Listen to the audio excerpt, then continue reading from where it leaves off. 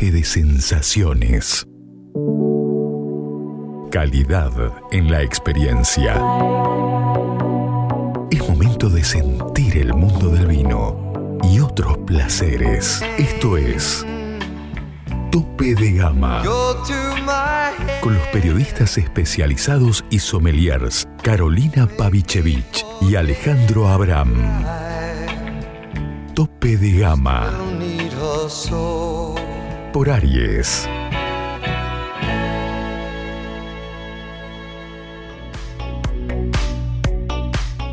Hoy estamos con un referente de Maipú, un hombre que supo transformar el legado de sus antepasados en una propuesta diversa, innovadora y sobre todo honesta. Osvaldo Giampietri es la esencia de Bodega La Iride, un proyecto que desde Fray Luis Beltrán nos propone un arcoíris de sabores, desde los clásicos Malbec hasta joyas menos conocidas como la Anchelota. Así que nada, dicho esto, ¿cómo estás, Osvaldo?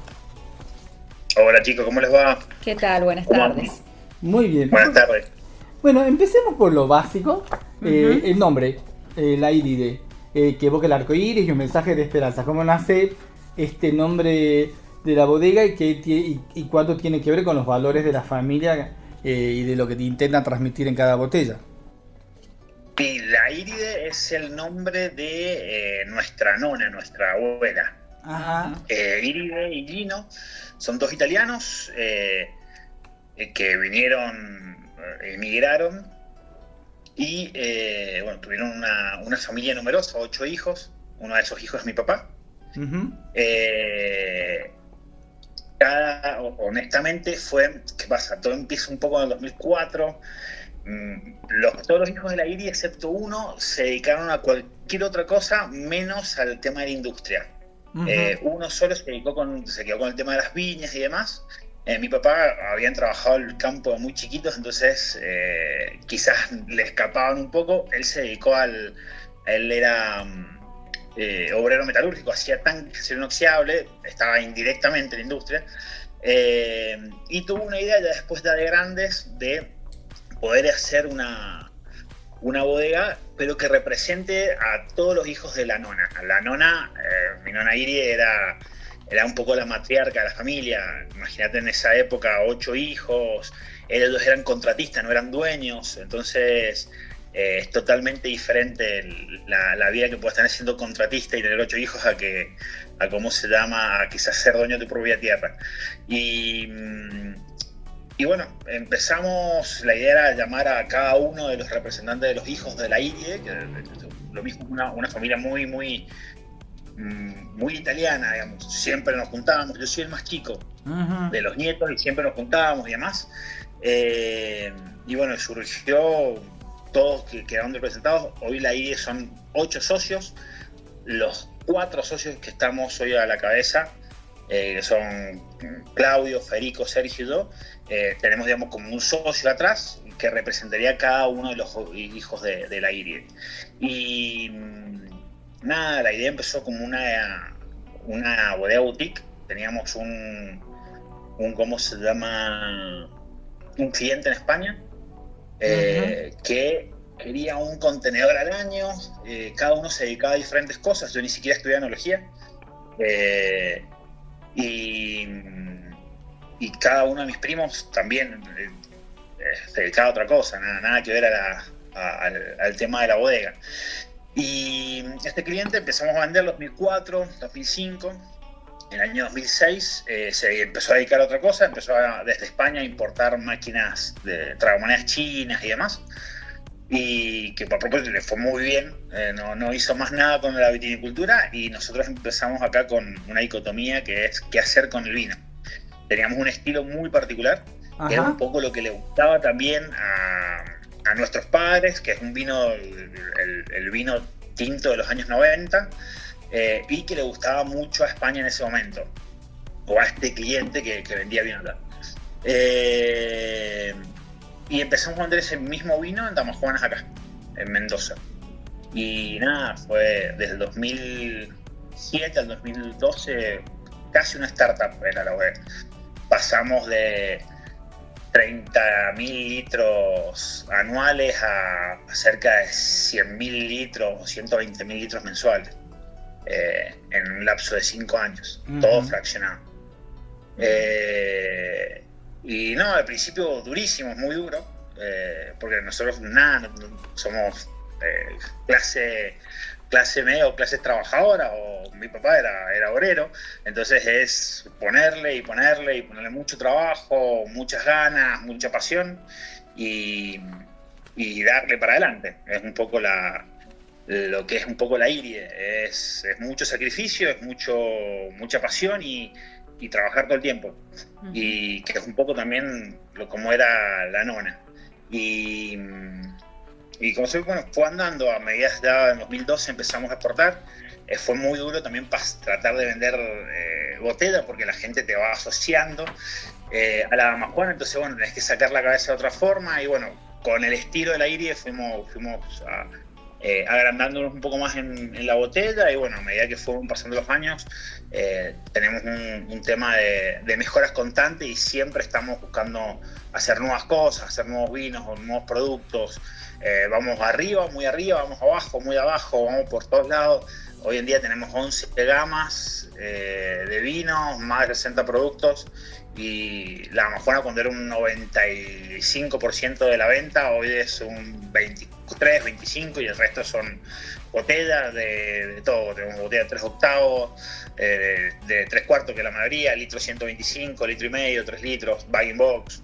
Realmente que hemos crecido un montón, y bueno, esperemos ver nuevas generaciones. Mis sobrinos están hoy también en la bodega, y son una nueva generación que empieza después de 20 años.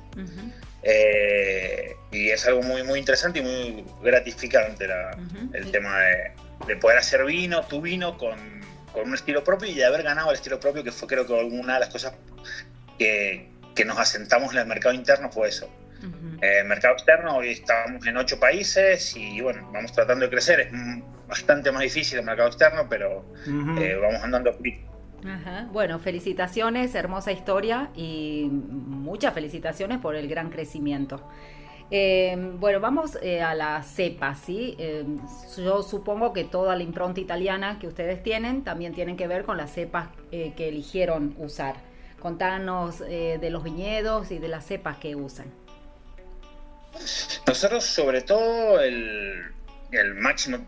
¿Qué pasa? Tenemos obviamente el mercado interno, que es el que nos consume arriba del el 90%, básicamente. Tenemos un 10%, un 9% de mercado externo, pero el 90% es mercado interno, y ahí sobre todo es el Malbec.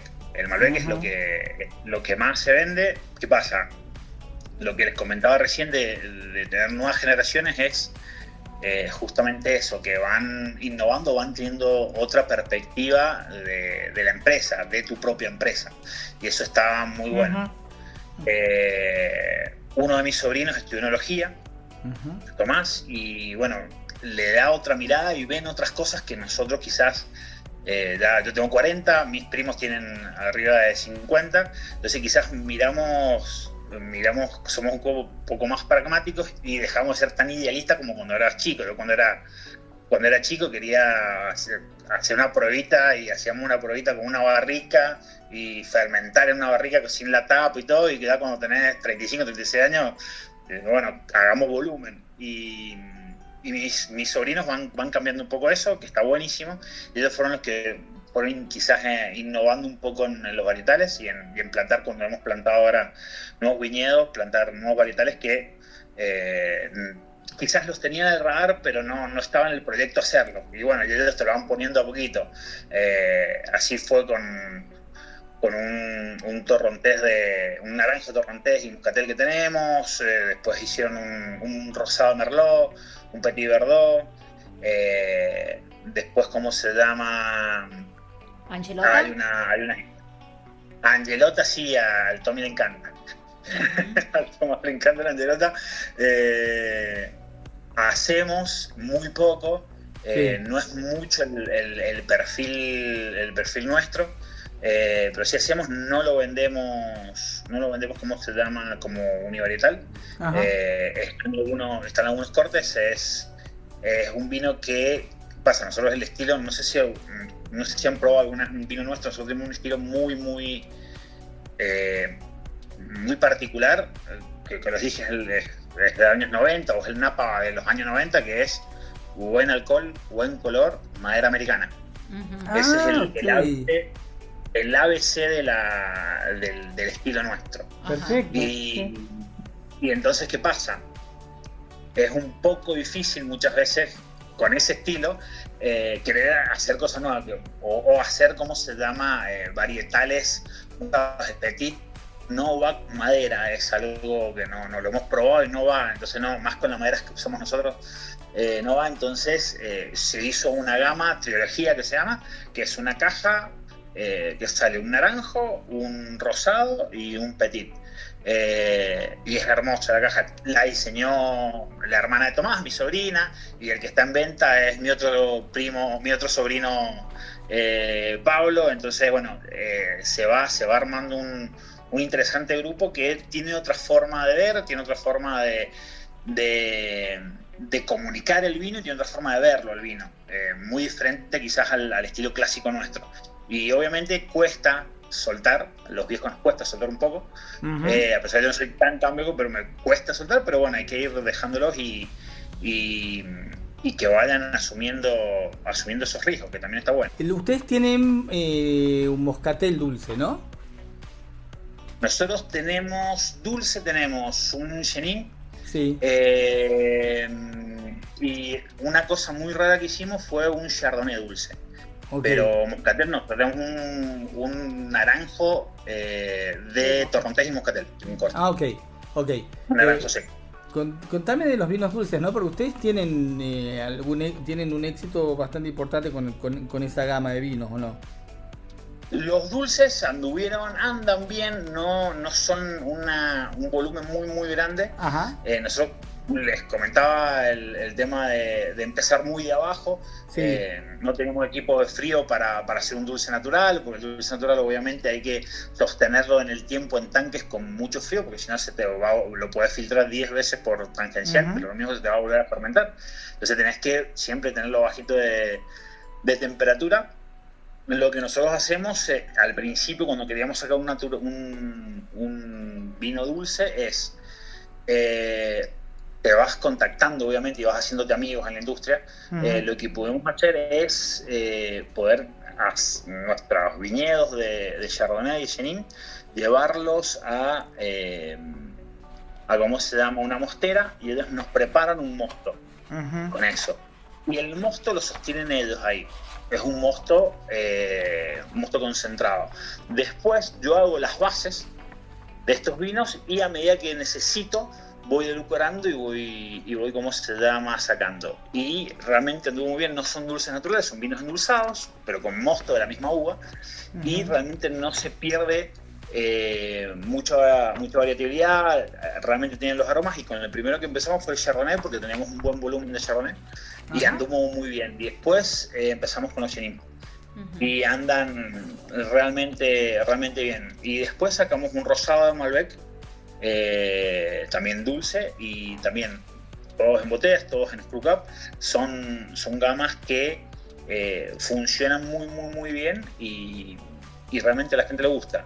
Y obviamente va evolucionando eso. Al principio eran muy dulces, me acuerdo. Al principio a mí no, por lo menos como enólogo, no me gustaba, pero era un poco lo que pedía Nosotros somos muy receptivos a lo que pide el mercado. El mercado, exactamente. Escuchamos mucho al cliente, escuchamos mucho al consumidor y escuchamos mucho a nuestros propios clientes. Es fundamental para poder estar en el medio. Y al principio me acuerdo, eran cosas que, por ejemplo, yo no me gustaban mucho porque eran un jugo, era muchísimo azúcar. Terminábamos con azúcares muy altas. Hoy tiene un equilibrio que nos gusta mucho. Tiene quizás un 20% de lo que se usaba antes, y realmente tiene otra llegada. Y en algunos países como Perú o Costa Rica han andado espectacular. Quizás Perú es uno de sus ¿cómo se llama? Puntos más fuertes, es el rosado de Malbec o el Chenin dulce. Andan realmente muy bien. Bueno, yo lo que te iba a preguntar, vos decías de ese perfil de madera americana, ¿no? Que tienen ustedes. ¿Cuál es el perfil de clientes, de consumidores que tienen, ¿no? ¿Son gente más conservadora, gente más conservadora en cuanto a consumo de vino, quiero decir, o que bebe estilos más antiguos? ¿Cómo ves vos cuál crees vos que es el sector del mercado que mejor recibe los vinos de la bodega? Sí, es bastante acertado eso. En realidad es muy etario con respecto, claro, un margen muy etario con respecto a los productos quizás que son un poco más masivos, como es la Amajuana y el ¿cómo se llama? El Wine Box. Nosotros inclusive en algún momento dijimos, la Amajuana en algún momento se cae porque es totalmente etaria. Hay pocos jóvenes o chicos de 40 años que la toman. A medida que va subiendo en edades, va subiendo la gente que más lo toma, obviamente. Y quisimos imponer un poco, empezamos con el Wine Box 2016 por ahí. Y el Wine Box, que se creó otro nicho. Otra persona lo compra y la Amajuana se quedó con esta, ¿cómo se llama? Con este segmento. Con esta clientela, claro, este segmento del mercado que quiere eso, que es un vino bueno, sano, con buen alcohol, buen color y buena presencia de madera. Nos pasa, la Amajuana es la que lleva chip. Y nos ha pasado muchas veces que trabajamos, es un tema de experiencia que vas teniendo, trabajas con una sola tonelería. En ese momento nosotros trabajamos nada más con una sola tonelería y ellos cambiaron la receta del secado de los alternativos, que son los chips, con chips, duelas y demás. Y cambió totalmente el perfil. Y la gente de la Amajuana se toma el tiempo y tiene el tiempo de llamarte y decirte, che, mirá, no es el mismo vino, no me gusta. Y escuchamos un poco al cliente, o le va y le dice la vinería nos comenta a nosotros y demás. Es ¿cómo se llama? Es muy el que consume estos productos está muy, muy enamorado, es muy fiel al producto, pero no te tenés que salir de la receta que vas teniendo con ellos. Eso es fundamental, es el ABC, tener un buen producto y ese buen producto poder mantenerlo en el tiempo, que es lo que hemos hecho con la Amajuana. El Wine Box es exactamente, nosotros tenemos 3 gamas de Wine Box, el Wine Box de la Amajuana, el Wine Box del entry level nuestro de la botella y un Wine Box un poquito más arriba de ese entry level. También son productos un poco más masivos y otras personas, son otra gente, la gente que compra la Amajuana no compra el Wine Box y la gente que compra el Wine Box no compra la Amajuana. Totalmente etario eso. Y después, bueno. Sí, decime. Y después, ¿qué pasa? Con los otros vinos que tenemos entry level, después tenemos gamas medias, después tenemos gamas altas, después tenemos reservas, después tenemos vinos de barrica de 24 meses y medio, de primer uso, de segundo uso, de tercer uso.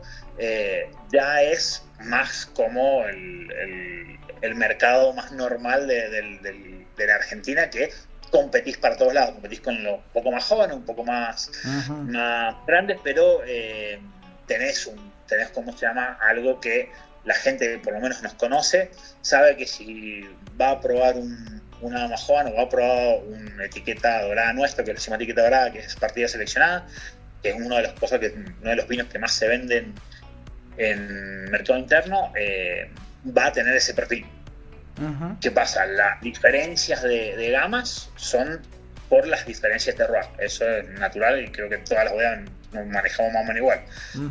Mientras más arriba y más altura y más cerca de la montaña, tenés otras calidades y bueno, trabajamos mucho single, digamos, de Malbec de estas fincas, estas zonas, se fermenta todo en cómo se llama por una parte y después lo otro y no se cortan generalmente y así fueron haciendo un poco también las gamas nuestras. No hacemos grandes cortes de Malbec o no trabajamos blend tampoco.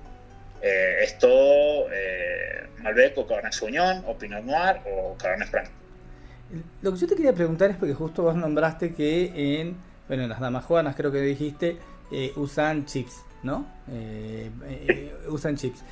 ¿Cómo se maneja el tema de los chips? Digo, para que el aporte sea sutil, ¿no? O no sé cuál es lo que se busca.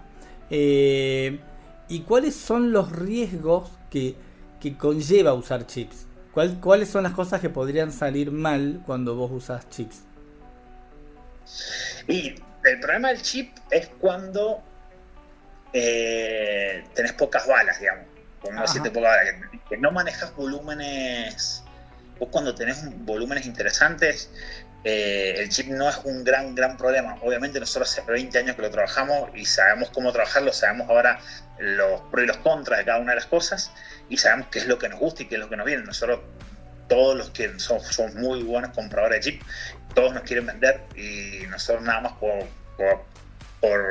estilo OEA, hay 3 tonelerías nada más que nos venden el chip que a nosotros nos gusta y que va con el estilo nuestro. Las cosas positivas que tiene el chip es que es muy versátil dependiendo de la dosis y entrega muchísimo en muy poco tiempo. Tiene mucha sesión de sabores, de taninos y realmente es rápido comparado con una duela de 1.10 o una barrica. Tenés ciertos parámetros como se llama técnicos que te lo tiran un poco para atrás. Por ejemplo, el chip viene entre medio se ha secado tanto y se ha ¿cómo se llama?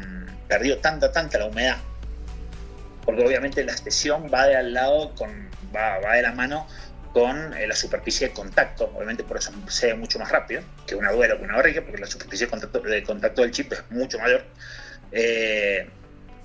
Pero también nos aporta muchísimo oxígeno combinado. Y eso es un peligro.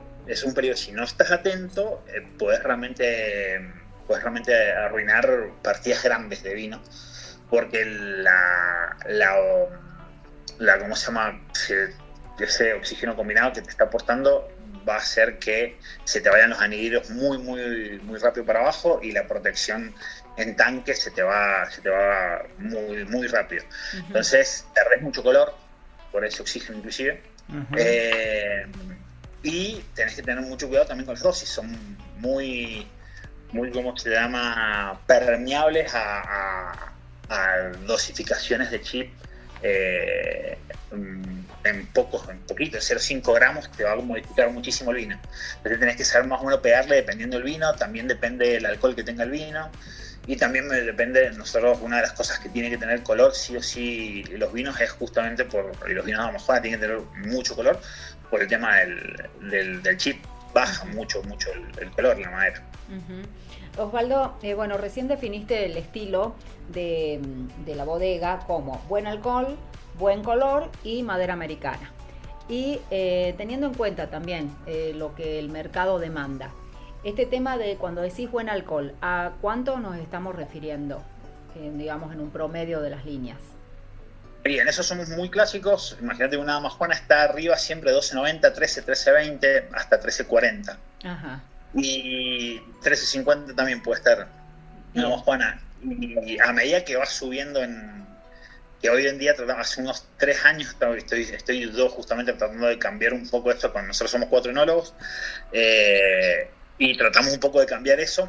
De bajarlo, de bajar la graduación. Exactamente, de bajarla, porque a medida que yo me voy para arriba. Yo, por ejemplo, ahora estoy cosechando Valleduco y pensamos que vamos a terminar, como todos los años, de la última gran uva que ingresa a la bodega va a ser un 28-29 de abril. Entonces va muchas veces al principio, la tenés madura y después estás un poco sobremadura. Entonces tenemos siempre buenos alcoholes. Claro. ¿Qué pasa? Tener buenos alcoholes hace que se me banquen muy bien la madera y me banquen y el vino siempre esté más o menos sano. Claro. Yo pego una buena filtrada con tangencial y yo me saco toda clase de microorganismos, mi misión maloláctica y vamos. Sí, entonces, esas serían las ventajas. Pero claro, también lo que te pide el mercado hoy en día es menos alcohol. Entonces, ¿cómo hacen para equilibrar todo? Hoy en día el mercado está pidiendo menos alcohol. Nosotros en el tema de los tintos no nos hemos involucrado mucho con menos alcohol por un tema, como te digo, que todavía funciona y claro. anda bien, no vamos a cambiar mucho eso, pero sí en los temas de los blancos sí hemos reducido bastante y sacamos un espumante. Nosotros tenemos nuestras propias uvas de blanco y sacamos un espumante tipo Asti, lo hicimos con los chicos, con el Francisco Ricciardi, y realmente me encantó. Me lo habían comentado que lo querían hacer, bueno, metámosle y fuimos 2 bodegas o 3 bodegas que nos fuimos con ellos a hacer esto y sacamos un espumante de 6 grados de alcohol. ¿Cómo se llama? ¿Cómo se llama el espumante? Easy Going. Easy Going. Ajá. Mira, fácil de... Y exactamente. Y eso, bueno, es uno de los que diseñó mi sobrina, y es una de las cosas que, bueno, les gusta mucho a los chicos, a mis sobrinos les gusta mucho, han dado muy bien, pero va por otro lado del abanico nuestro, que es totalmente clásico. Entonces hay que empujarlo y llevarlo de otra forma. Algunas veces, probablemente si están en esto, ya han hablado mucho con enólogos y demás, vender un vino es como vender un perfume, es muy personal, es muy particular. Entonces, ¿qué pasa? Nosotros estamos mucho más en el comercio de cierta gama etaria, y los vinos de baja graduación alcohólica como al principio lo van mirando y demás, pero a los chicos les encanta. Y va muy bien para combinar otras cosas. Hacer un aperol con ese espumante y queda muy bueno. Pero bueno, son cambios que tenemos que ir haciendo. Nosotros vamos a ir haciendo un poco más lento que lo demás. Somos una empresa familiar muy clásica que va tratando de cambiar. Inclusive ahora vamos un poco a contramarcha. Estamos haciendo una cava. La idea es nosotros tenemos 2 bodegas, estamos haciendo una tercera y estamos haciendo una cava subterránea. Y lo que digo, no sé si hay entre América y Europa que estén haciendo hoy en día una cava subterránea, encima una cava gigante, una cava de 1000 metros cuadrados. La queremos conocer cuando esté. Claro. Es muy grande. En esta tercera bodega, que es un poco el sueño nuestro, el objetivo nuestro de volver un poco a lo que queríamos originalmente, es una bodega boutique chiquita, de no más de 300.000 litros, con una cava importante, con una visión totalmente diferente de los vinos y una visión totalmente diferente de cómo vender el vino. Claro. Porque obviamente vamos a poder recibir gente, vamos a poder recibir turismo, hicimos una laguna, vamos a querer hacer eventos y demás, pero bueno, son proyectos que vamos haciendo y vamos diversificando en una paleta muy amplia. Y bueno, hay veces que justamente, bueno, a veces le pegaste, lo que muchas veces hablamos. 2 de mis socios son muy buenos empresarios para mí. Yo soy enólogo, pero ellos son empresarios y realmente tienen esa visión de que probemos, lo vamos probando. Nosotros no hacemos estudio de mercado, nosotros sacamos un producto y si anda, buenísimo, si no anda, lo sacamos. Y así sacamos 3, 4 productos por año todos los años. A veces anda uno, a veces no anda ninguno, a veces andan los 3. Y bueno, la idea de eso es hacer como hacemos un nuevo proyecto y darle siempre para adelante. Es un poco la idea. Claro. Y hago foco en el último estilo que mencionaste, que es la madera americana. ¿La madera americana es una elección fiel al estilo o es alguna otra razón de la elección que sea americana? No, es una elección del estilo, un estilo también que sea más fácil de tomar, es mucho más comercial. Y es mucho más fácil de tomar, honestamente. Entonces a la gente le gusta. Características que sean nuestras, una persona que le encanta quizás los vinos nuestros, es vos destapás una botella, una majón, un vino de ustedes, y te das cuenta que es de ustedes porque le sentís la madera, al toque que la destapás. ¿Qué pasa? Hay gente que no le va a gustar eso, obviamente, y hay gente que les fascina eso. Ahí está la disrupción un poco de la IRIA, y ahí está que hoy en día esto es disruptivo. Hace 30 años no era disruptivo, hoy es disruptivo, y eso es lo que le gusta quizás al que consume la IRIA. Es algo que está ahí, y es el mismo perfil que tiene hace 20 años, y es el vino que tomaba tu papá hace 40 años. O bueno, 35 años. Entonces es algo interesante. Tenemos que innovar en otras cosas, que vamos muy de a poco, pero van dando, y es muy gratificante eso. Bueno, lo que te iba a consultar, bueno, primero hablando de la madera americana, a ver, tiene entre comillas un mal nombre si querés, pero en realidad, por ejemplo, Rioja en España usa mayormente madera americana, ¿no? Digo, Claro. que es un temita que tiene que ver con una pelea interna y con los franceses, ¿no? Pero lo que yo te quería Claro. preguntar es si hoy por hoy también esta historia, esta elección de la madera que se note y el alcohol más alto, también no es un poco, porque digo, cuando uno dice el mercado te pide, o el mercado pide alcoholes más bajos, a vinos con otra acidez, que no tenga paso por madera. A ver, primero que es un concepto muy abstracto el mercado, ¿no? Digo, también es como una forma de diferenciarte del resto y de poder darle a... O sea, es para ustedes una forma de diferenciarse del resto y de por ahí poder darle a ese consumidor que se siente fuera de lo que dicen que el mercado quiere, de darle un producto que demanda, que satisfaga su demanda. Claro, sí, totalmente. Es lo que te decía recién, hace quizás 25 años, 30 años, era lo normal y era no era nada disruptivo. Hoy es totalmente, quizás, no sé, novedoso, pero está ahí. Porque Ir los vinos contra son la corriente. claro, es totalmente diferente que yo pruebo los demás y me encantan. Hoy en día nosotros tenemos en comercio exterior, manejamos, como si fuera otra bodega de comercio exterior, manejamos vinos un poco más viejos, bastante más viejos. Hoy estamos en las altas gamas, estamos sacando vinos 2019. Y sí, me gustan. Cuando era más joven también me gustaban mucho más. Y hoy en día quizás es cierto que por mi edad me gustan los vinos que hoy en día hacen la enología argentina. Okay. Pero esto también es muy interesante. Esto es, claro. La gente es impresionante. Nosotros cuando recibimos, nosotros no hacemos hoy turismo, no estamos preparados para eso, pero la gente que toma la IRIE, está en Buenos Aires, está en Córdoba, cuando viene a Mendoza nos visita. Nos quiere visitar, bueno, y hacemos probar unos vinos y la gente está enamorada, les encanta. Y realmente, bueno, eso es espectacular, te llena mucho realmente. Pero sí, estamos en un proceso de cambio de la vitivinicultura muy heavy, muy duro. Fue el año pasado un año muy duro para la vitivinicultura, este año lo va a ser y el año que viene va a ser igual. No se ve mucha diferencia y va a haber un cambio importante en cómo se toma el vino, cómo se transmite el vino y cómo se comunica el vino.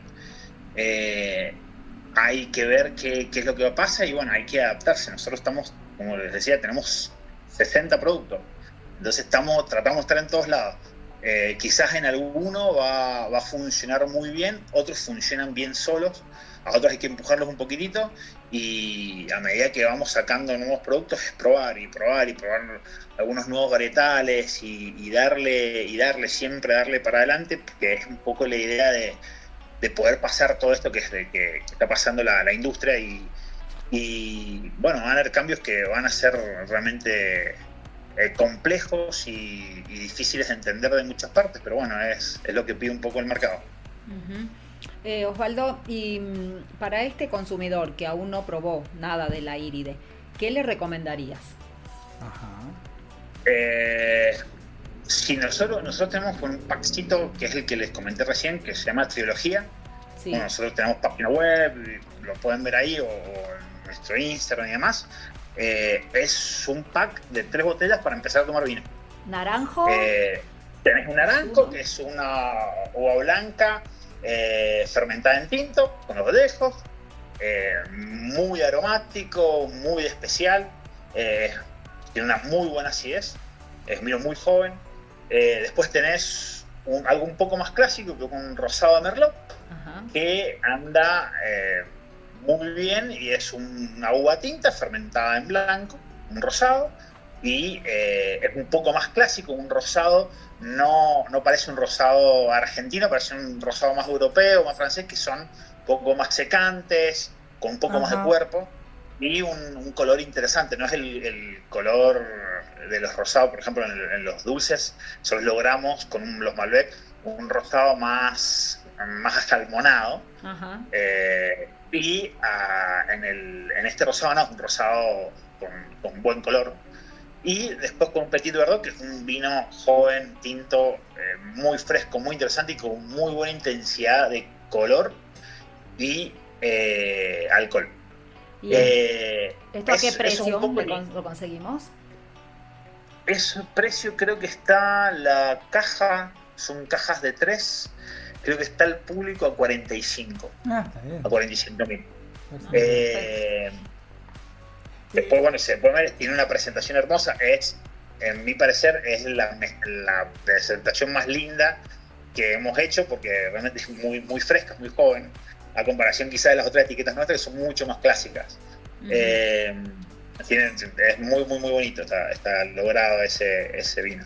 Y eso es para empezar a poder tomar, o empezar con el tema de tomar vinos, y tomar vinos quizás el pie para el Petit, sobre todo un pie para empezar a tomar vinos un poco más pesados, sí, como los Malbec.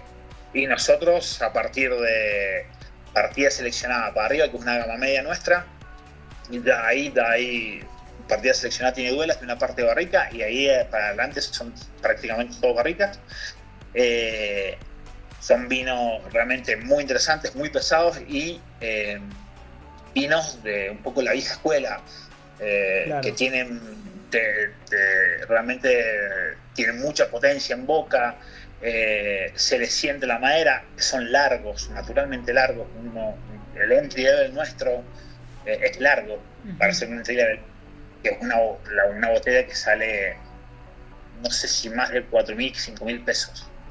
Y es un vino largo, es interesante, tiene un buen equilibrio. Después las altas gamas están más arriba, pero realmente depende mucho de lo que quiera tomar una persona. Pero el caballito de batalla, y lo que más se vende hoy en día en mercado interno, es el partida seleccionada. Ahí hay Malbec, hay Cabernet Sauvignon, Cabernet Franc y Pinot Noir, todo como era. Mira, bien, lo que te quería consultar es, bueno, estuviste hablando un poco de costos y de precios, y hablamos de precios, buena relación precio-calidad, ¿no es cierto? Lo que te quiero consultar es, a ver, pareciera que el mundo tiende a una premiumización del vino, ¿no? En el sentido de que vos viste que, por ejemplo, en Europa, sobre todo, lo que son las cosas se está como priorizando, están teniendo más éxito los vinos más caros que los vinos más baratos, y como que pareciera que hay una onda que va hacia ahí. Ahora, ¿es tan así? ¿Cómo lo ves vos? ¿Y cómo se hace uno para insertar en una supuesta tendencia de mercado que va hacia ahí? Hay dos formas de ver esto. Yo he estado por allá, he viajado, estuve la última vez 2024. Sí. Nosotros inclusive hacemos viajes de enólogos, vamos a Rioja. Inclusive nos invita a una tonelería que se llama Murúa, que es una tonelería de más de 150 años en Logroño. Y realmente lo que escuchas un poco, yo cuando estuve allá en 2024, están un poco molestos, enojados los españoles con respecto a lo que se viene, que no sé si se va a estar yendo lo premium. Hoy en día está yendo, me parece, esto es una opinión, sí. Que se está yendo ahí porque hay una sobreproducción de uva en el mundo, y obviamente es una guerra de costos, y la única forma de vender lo caro es bajarlo. Y obviamente una persona que tomaba un vino de 60 lucas o 60.000 pesos la botella, y ahora está a 45, y si antes me compraba 3 botellas, ahora me compro 2 cajas. Claro. Me parece que viene un poco por ahí. ¿Qué pasa?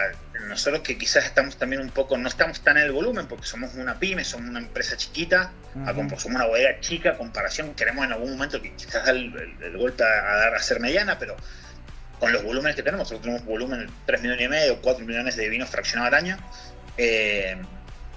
Lo vemos, y lo que estamos viendo hoy en día en el mercado interno es que si vos no producís bien y tenés una buena producción, no tenés costos bajos. Y si no tenés costos bajos, no vendés. ¿Qué es lo que está pasando? Y vos ves que no venden nada. Nosotros estamos arriba de un 75% de las ventas normales que nosotros teníamos. y hay bodegas que los escuchás y están por debajo de un 50 y debajo de un 30. Y escuchás y bueno, nosotros estamos, cuando estás mal y ves a los demás y nosotros andamos y no nos achicamos, pero bueno, estás tan mal con respecto a los demás. Puede ser que que es lo que estamos hablando en esta cosecha con muchos enólogos y dueños de bodegas y productores obviamente también, que en 3 años esto cambie de vuelta a 180. ¿Por qué? Porque van a arrancar viñedo y van a ¿cómo se llama?, a abandonar fincas. Ya lo están abandonando y ya están dejando uva en las parcelas, en la finca. Entonces, o se equilibra así, y ahí sí vas a ir más a lo premium, porque un kilo de uva va a ser muy caro, y vas a tener que ser, aparte de ser muy buen productivo, digamos, ser productivo, vas a tener que hacer las cosas espectaculares y muy bien. El tema es que también tenés un mercado que está acostumbrado a vinos baratos, entonces ahí hay una dicotomía muy grande, y puede que no, puede que muchos aguanten, o lo que se caiga sea el productor chico, que eso es lo malo de la Argentina o la viticultura argentina, es el productor chico, que es ese productor que le pone... Mi papá era así, mi papá cuando se compró una finca la trabajó hasta los 87 años, él iba en su camionetita, la regaba y todo, y daba unos 90 quintales, 85 quintales por hectárea. Eran 2 hectáreas, él la podaba, él la regaba, él hacía todo. Y hoy no se puede. Hoy la finquita esa, cuando le veo los números, es imposible. Entonces, obviamente van a dejar, va a haber un cambio de paradigmas importante para mí, que lo estamos viviendo, y bueno, va a haber una nueva forma para mí de hacer las cosas, y quizás algunos quedemos, otros no sé. Es un sálvese quien pueda, ¿no? Hoy en día con el productor es terrible. Yo soy el que más compro de todo, porque yo compro todo, inclusive la uva, y hablas con los productores y es terrible. Los productores que están subsistiendo son los que se dedican a otra cosa. Claro. Que tienen nogales, que tienen chacra, que tienen almendra, que tienen durazno y también tienen finca. Los que tienen finca nada más, ¿qué pasa? Es otra realidad y es otro mundo. Tupungato o Valledupar es otro mundo totalmente diferente a lo que es el este. Que nosotros compramos uva desde la Valle, tenemos nuestras fincas propias, pero a la vez tenemos que comprar uva desde la Valle hasta 6.000 kilos en Gualtaderí, los compro. Pero, ¿cómo se llama? Son mundos muy diferentes, y hoy en día el del este es terrible, y lo que es Valleduco les está costando un montón, y realmente se está pagando menos de lo que se pagó el año pasado y menos de lo que se pagó el anteaño pasado. Y bueno, eso va a traer repercusiones, obviamente, y va a traer consecuencias y un cambio en la industria y en la forma de ver el vino y concebir el vino. Vos sabés que yo estaba hablando con un productor muy pequeño y muy querido por mí, y él lo que me decía era esta situación que con este tema de, bueno, en la caída en el consumo, en las ventas, digamos, las grandes empresas por ahí venden casi al costo, ¿no? Y eso los obliga a los pequeños productores a tener márgenes aún menores, pero que es imposible de sostener, ¿no? ¿Cómo se hace cuando vos tenés esa competencia que de las grandes de las grandes productoras que te venden casi al costo total, por lo menos para salvar las papas? ¿Cómo se hace desde el lado de una pyme para enfrentarse a eso? Porque de pronto es casi si querés, una lucha desigual, desleal casi. Totalmente. Lo que tenés que hacer, y creo que lo que haría cualquier persona con su propio negocio, que va a ser pelearla hasta el final, es primero ser muy cuidadoso en tus procesos. Nosotros, cuando pasó esto, nosotros entendimos algo muy bien, que recién les dije que 2 de mis socios, mis primos, son de una cabeza muy, muy empresaria. El otro, Sergio, es una de las personas más inteligentes que yo conozco, y ve las cosas desde otro punto y las ve mucho antes.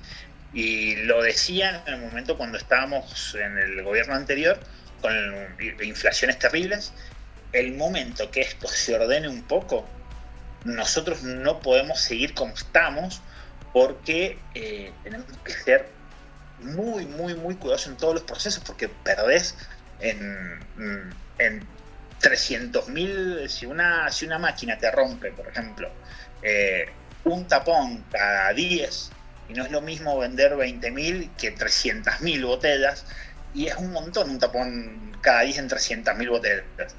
Entonces tenés que tratar de ser muy, muy, muy, muy, muy, muy precavido en cada uno de los procesos, que todo ande perfecto, que todo esté muy ordenado, que eso es una de las cosas que hicimos apenas pasó esto en ¿cómo se llama? En el 24, que empezó a cambiar mucho, y el 25 también. Es tratar de mejorar todos nuestros procesos al máximo y ser muy, muy eficientes, desde ser eficientes desde un corcho hasta dejar destapado la bolsa de metabisulfito, o fijarte que todos los tubos de carbónico tengan carbónico, que no estés dando carbónico es ser muy, muy, muy, muy minucioso en eso. Y otra de las cosas que hicimos y ha funcionado muy bien es bajar nuestra rentabilidad a nada. Claro. A casi este año la ganancia fue nula, casi, prácticamente no tuvimos ganancia. Pero nosotros no despedimos a nadie y no nos achicamos, la empresa no se achicó. Y seguimos construyendo una cava de 1.000 metros. Claro. Entonces, sí. ¿Qué pasa? No, tremendo. Anda todo. Y nosotros, nosotros no sacamos de la bodega. La bodega, ¿cómo se llama? Siempre reinvierte. Es un tema que desde que estamos nosotros siempre sin reinvertir. Nosotros no sacamos ganancias, tenemos un sueldo, y nosotros como socios de la bodega, que tenemos un sueldo ya desde noviembre del 2024, que nosotros, no, del 2024, de noviembre del 2024 nosotros no subimos el sueldo. Y así ¿Por qué? Porque no hay ganancia, la bodega no tiene ganancia. Entonces no puedes, es un tema de responsabilidad corporativa. Que está muy arraigada también a lo que venimos un poco hablando de la ir a la nona, y al ir para adelante y al trabajar mucho. Sí. No subimos y... Sí, es un contexto demasiado difícil, y como claro, decís, lo que queda es manejar los costos y ser cuidadosos al extremo. Y ser cuidadoso, y tenés terribles, porque nosotros querés vender en Buenos Aires, y en Buenos Aires te dicen, nosotros vendemos a 1 o 2 vinerías en Buenos Aires, el resto son distribuidoras, y tenés que pagar, y tenés que, ¿cómo se llama?, dar plazo. En la época, vos imaginate que en la época de inflación dábamos a 9 meses, 10 meses de pago. Y con el precio, que yo te di el precio ahora en marzo y me lo terminaste de pagar en diciembre, pero con el precio de marzo. No hay nota de hábito por diferencia cambiaria. Entonces es imposible. Si haces eso hoy en día, inclusive más, si vos le decís a tu cliente, no, mira, necesito que me pagues, esto es saltando y cabeceando, la mercadería sale si me pagáis. Claro que te dice, no, tengo 55 bodegas más que quieren trabajar conmigo. Claro. Entonces no tenés que poder estar adaptado al mercado. El mercado está pidiendo eso, y bueno, pasan. Nos pasó también un producto nuevo que quisimos sacar, ir por debajo de la majuana en gamas, y bueno, lo que a precio entra, a precio sale. Apenas las competencias que estaban en esa gama se dieron cuenta que habíamos ingresado ahí, y nos sacaron por precio. Directamente bajaron sus vinos por debajo de lo que nosotros habíamos puesto, y nosotros casi estamos casi pérdida, y nos quedamos con ese producto ahí. Creo que tenemos unos cuantos pares ese producto, y pasa. Y es una situación en la que tenés que adaptarte rápidamente, y tenés que poder innovar rápidamente y ser muy, muy, muy productivo. Hoy en día, si tenés criolla, si yo tuviera y hubiera, no sé, heredado muchísimas hectáreas de criolla, lo que haría es sacar lo que sacaban los viejos, 400, 500 quintales por hectárea. Y así vas a ser productivo, a hacer plata, va a convenirte en una hectárea. Si no, no te conviene, hoy en día. Claro. Vamos a ver qué pasa en 3-4 años, que yo creo que en 3-4 años va a venir una vuelta, porque no va a haber uva. Yo te quería consultar, está... No, justo, vos sabés que una de mis preguntas era precisamente cuál era tu visión del presente y el futuro del vino argentino, pero lo describiste perfectamente antes que te la haga, así que... Yo para terminar, lo único que te quería preguntar era del Bag in Box, que me parece un producto súper interesante, y que me cuentes qué es lo que puede encontrar alguien que compre el Bag in Box, y contarnos las características de ese vino y el precio en el que está a la venta. El precio, yo no tengo mucho, no soy vendedor, no tengo mucho tema de precios, pero creo que el más barato puede estar cerca al público de 13.000, por ahí, los 5 litros, 4.75, que es el de la Dama Juana. Son muy, muy, muy competitivos, se venden muy bien. Es muy práctico porque es algo que vos podés ponerlo dentro de una heladera. Sí. El de 3 litros todavía más. Tenemos estas 3 gamas, la Dama Juana, un entry level que es el mismo que también sacamos en ¿cómo se llama? En botella, y un vino que está un poquito más arriba, con una gama media. Todos, como te digo, de una alta rotación. Los vendemos en todos lados. Tiene una contra el Wine Box, que es que las bolsas son muy permeables al oxígeno, entonces las diferencias, las delta T, las diferencias de temperatura los son bastante, son permeables al oxígeno, entonces bueno, tenés que tener cierto cuidado en cómo los vas a conservar. A la persona que se lo vendés, decirle, che, lo estoy vendiendo en enero, te vas a llevar 10 palets de esto, no te lleves 10 palets, llévate 2 palets, porque en el viaje vas a tener estás en corriente, vas a tener una temperatura se ve altísima, y después en 4 o 5 meses el anhídrido que tenía, que lo estaba protegiendo, va a estar, en vez de 35 o 38, va a estar en 10. Entonces tenés ciertos cuidados con respecto al cliente. El cliente es un distribuidor, nosotros no vendemos muy poco al consumidor. Y ¿cómo se llama? Y son vinos que generalmente, en esa rotación es prácticamente, tenés que tenerlos un escalón un poquito más arriba de la gama original. La Dama Juana, lo que ponemos en Dama Juana Wine Box, a parecer que es el mismo vino, tenemos que tener a veces un corte de un vino un poquito más arriba y cortarlo con ese Malbec, porque la cantidad de anhídrido que necesitas para poder proteger eso es muchísimo. Entonces el anhídrido obviamente nos baja color, nos apaga un poco el vino en aromas y demás. Entonces tenés que tener un poquito más de recaudo con eso. Pero por lo demás a la gente lo que está buscando, la persona que compra un Lairi en Buying Box está buscando algo mejor que la mejor, entonces les funciona muy bien y son también muy, muy, muy fieles. El único contra que tiene la Wine Box es eso, es el tema de la permeabilidad y las altas temperaturas.